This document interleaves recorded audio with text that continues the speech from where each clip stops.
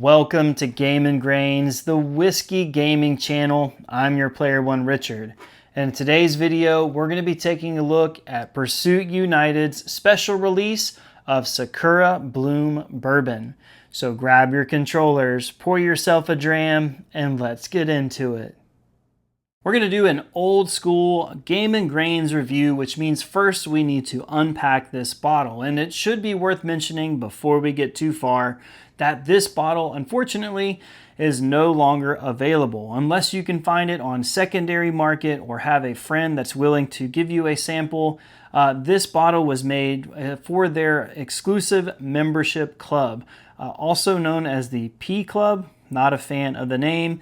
And then it was any bottles that were left over were available at their distillery located on Whiskey Row in Louisville, Kentucky. Now, diving into this bottle, the first thing that you need to know is that it uses their triple mash bill bourbon. And if you're unfamiliar with Pursuit, they are an NDP, a non-distilling producer. They do work with award-winning distilleries to make their very specific mash bills, which are then blended and then aged in their new American oak barrels. Now, this particular bottle was not put in those oak barrels, but instead they used barrels that had staves that were made out of cherry blossom wood. Now, unfortunately, I couldn't find an age statement, at least not on the bottle. I'm sure that I will find it and include it somewhere here or here. But it is worth mentioning that it is at barrel proof at 114. Now, I ended up getting this. A friend of mine, Layton over at Layton Liquor Library, helped me to secure a bottle. And then I ended up paying around about $90 for this particular bottle. So now that we have those out of the way, we're going to do all of the normal whiskey things, the nose, the palate, the finish, and then I'll share my final thoughts at the end. So first thing that we're going to do is go ahead and get in on the nose. This smells very florally, for lack of a better word. And you would think with something like a cherry blossom or a cherry bloom, that would be obviously something that you would get. Almost like a perfume. So I don't want this to turn any potential interested viewer off, but it kind of reminds me slightly of like an Amberana. Not so in your face cinnamon toast crunch, but like a faint hint of cinnamon. Maybe not cinnamon. Very interesting. It's very floral.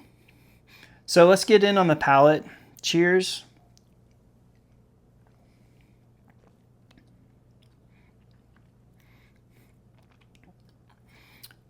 Okay. So, on the palate, that is very much a roller coaster of flavor. The first thing that you get is going to be those floral notes. That quickly turns into, stay with me, almost like an almond butter, which usually Pursuit, their bourbon, does have some like almond pastry type notes to it.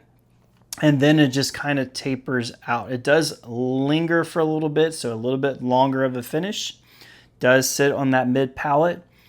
But I'm not mad at that. So when I said that Amberana, at least on the nose, that's kind of reminiscent for me of that. I think if I were to maybe have other individuals try and smell it, they would probably pick up more floral notes, more perfumey notes, which is definitely there. But something about this, even just the faintest amount, reminds me of an Amberana. We'll go back now that we've had a taste. Let's see if the nose changes. So that almond on the nose is definitely coming through.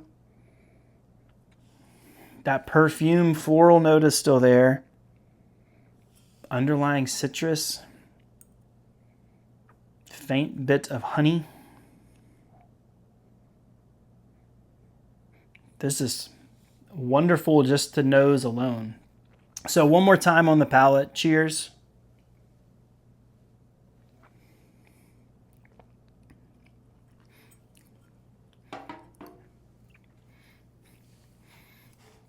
That same roller coaster as before. Floral, almond butter, slight bit of honey, almost even like a honeysuckle. It definitely lingers on the tongue. There is a slight bit of wood influence that is there as I'm talking, and those flavors are starting to kind of mellow. I am left with like a little bit of that wood tannicness, but this is fantastic. If you enjoy just kind of, I don't want to say obscure, unique whiskeys, especially those that are kept in different types of staves or whatever, I would highly encourage you to try to find a bottle or a friend that has this. This is truly a unique experience. I don't think I've ever seen or heard of anybody else doing a Sakura Bloom or Cherry Bloom stave finish, or I don't even think this is a finish. This is just the whiskey itself in the barrel. Okay, it says finished with cherry, Japanese cherry bloom barrels. So maybe this is the secondary barrel or something like that. But still, this is absolutely fantastic. Definitely a crazy ride. Highly encourage you, if you can get your hands, again, if you can find this on secondary market, know a friend who's willing to share, ask for a pour of this. This is fantastic. So are all of the other items in their lineup as well. Pursuit United, definitely check them out. All right, guys. Well, I certainly appreciate you sticking until the end.